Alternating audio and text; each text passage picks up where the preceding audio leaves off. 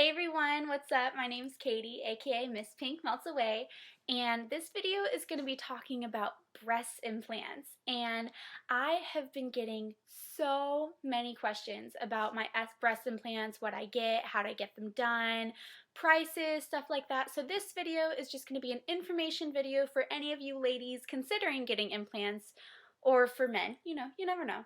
But I got silicone implants last year, and I got 700cc in one and 750cc in the other, to even them out. And I got them underneath the boob, and I got them underneath the muscle. So I'm going to talk about saline versus silicone.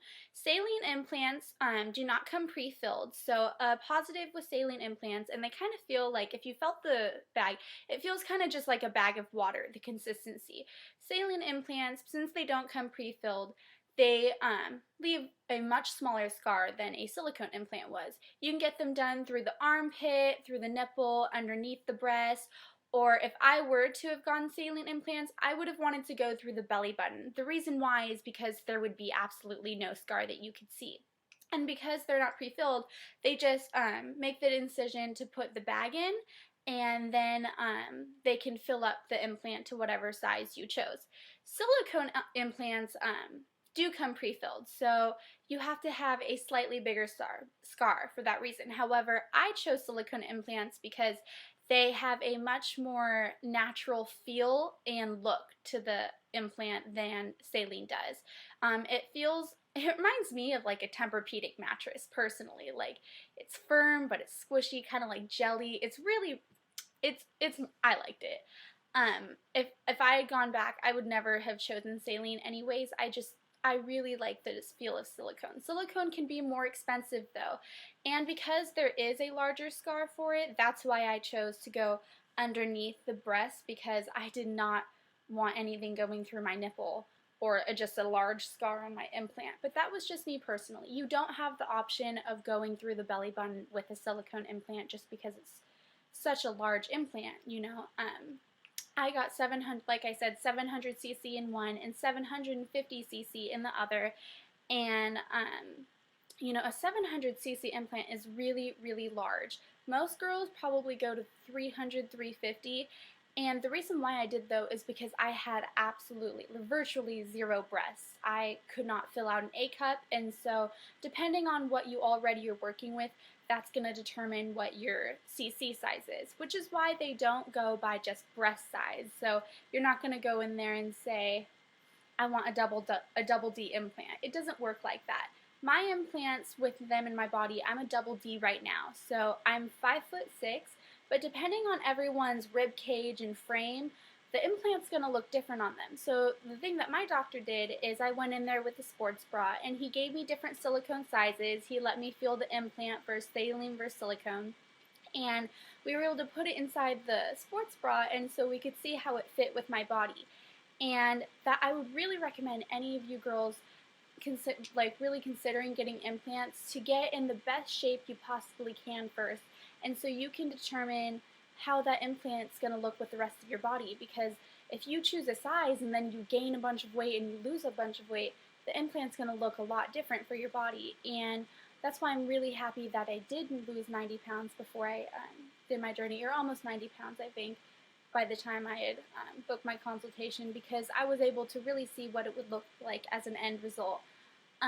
Silicone can be more expensive. I would recommend for any of you guys, I mean, I guess everyone has their own pricing issues, but for me, we paid the cash route because most plastic surgeons will give a discount if you do pay cash versus, over time. Also, I wanted to tell you guys, if you are seriously considering getting silicone and you're under 22 years of age, most plastic surgeons will not do the surgery because it's not technically FDA approved until you're 22 years or older. I was 17, turning 18 in a week when I got my implants, and I'm telling you, quick trick of the trade, and do your research, ladies, is to label it as reconstructive surgery versus plastic surgery.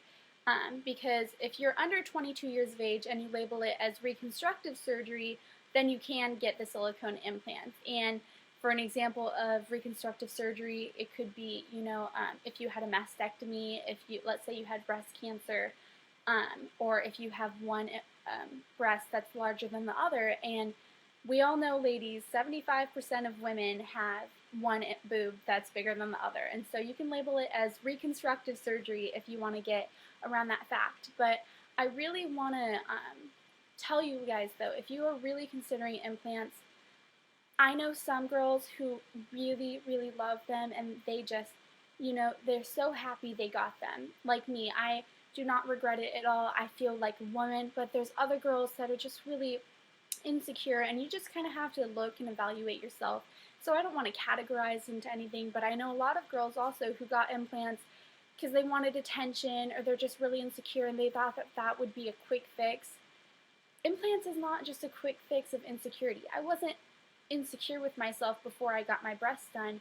I had never had breasts. I had always had, not even A's, and I was really excited to go into college and have, a womanly figure for once in my life. And so I in no way, shape, or form regret it, but don't get implants to try and impress a guy, or just because you think it might help your self-esteem, because that's what happens when girls go overboard and then they don't even look like themselves anymore. So I just really want anyone who's considering getting implants to be in the right mindset if they are going to get those implants done.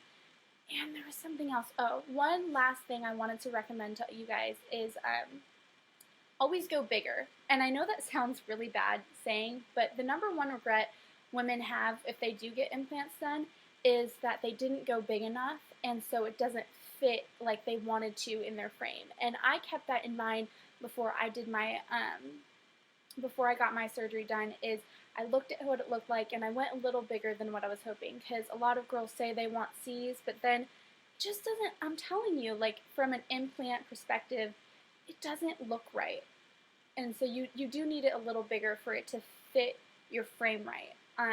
And they can still look natural. My boobs, I can wear shirts that, okay, that girl has breast implants, and then I can also wear shirts where no one can tell. So that was me personally, and it's funny, I still have the smallest breasts of all of my friends. It's crazy. They're all triple D's. My sister's like double H or something like that. It's crazy.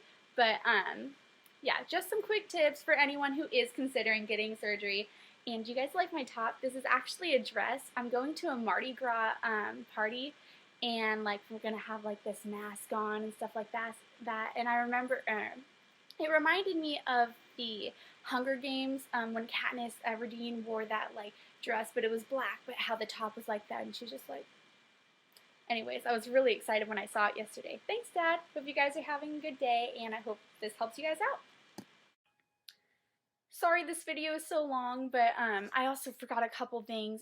If you're deciding whether to go underneath the muscle or above the muscle, the reason why I chose underneath is because supposedly it doesn't interfere with breastfeeding afterwards. And if you get a saline implant and it ruptures, it's just kind of like salt water, and so it absorbs back into your body. Silicone implants, the reason why it wasn't FDA approved before the age of 22 is because it used to be really dangerous in the past, because silicone is not a natural substance of the body, and so if it ruptures or leaks, it can get that's toxic to your body. However, they have these implants now that are silicone. They're like gummy bears, and so what happens is even if it ruptures, let's say you squeeze the implant, it pops out, but it's like made of a solid texture, and so it then, once it's released, goes back into the implant, and so it's not dangerous. So those implants are really good. Also, remember, if you are going to save up, and I would recommend going the cash route, because most doctors do give you a discount for that. Breast implants can range, depending where you go, from $3,000 to $10,000. Don't just go the cheap route, because you remember they are going to be on your body for the rest of your life. So ladies, remember, do your research before you go. Don't rush, and hope this helps.